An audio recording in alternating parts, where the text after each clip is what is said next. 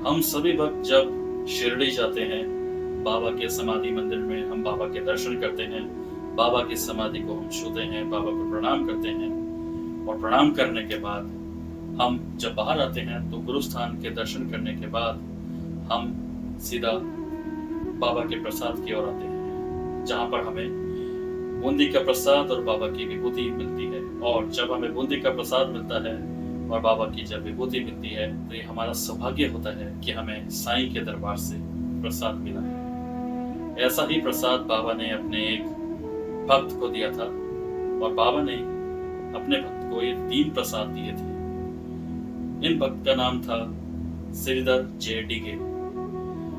बाबा के दर्शनों के लिए जब आए तो बाबा ने उनको कहा कि खाओ खाओ।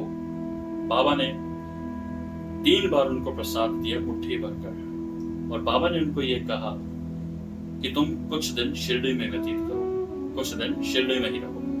डिगे जी ने बाबा की आज्ञा का पालन किया और बाबा ने फिर उनको नरसिंह महाराज जी के पास भेजा। नरसिंह महाराज जी कालाराम मंदिर में रहते थे और कालाराम मंदिर भगवान शिव का मंदिर है और ये मंदिर आज भी स्थित है नासिक के पंचवटी में। तो जब डिगे जी कालाराम मंदिर पहुंचे, वहां जब उनकी नरसिंह महाराज जी से भेंट हुई तो नरसिंह महाराज जी ने उनसे पूछा कि क्या आपको बाबा ने मेरे पास भेजा है। और जब उनको ये बात का पता चलता है कि बाबा ने उनको उनके पास भेजा है तो नरसिंह महाराज जी ने उनका बंदोबस्त यानी कि रहने के लिए उनको एक व्यापारी के घर पे भेजा जो अंगूर का व्यापार किया करता था।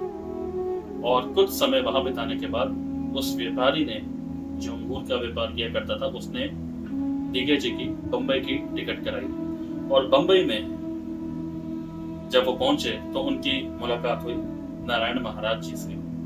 और जब वो नारायण महाराज जी से मिले तो नारायण महाराज जी ने उनको देखते ही कहा कि तुम्हारे ऊपर बाबा की कृपा है। और नारायण महाराज जी के कहने पर उन्होंने वहां कुछ दिन व्यतीत किए। नारायण महाराज जी खेड़ गांव में रहते थे और उनके साथ रहने के बाद डिगे जी अपने घर को लौट गए। और क्योंकि वो ये तीर्थ यात्रा पर निकले थे और बाबा ने उनको देखिए कि प्रसाद के रूप में कैसे आशीर्वाद दिया।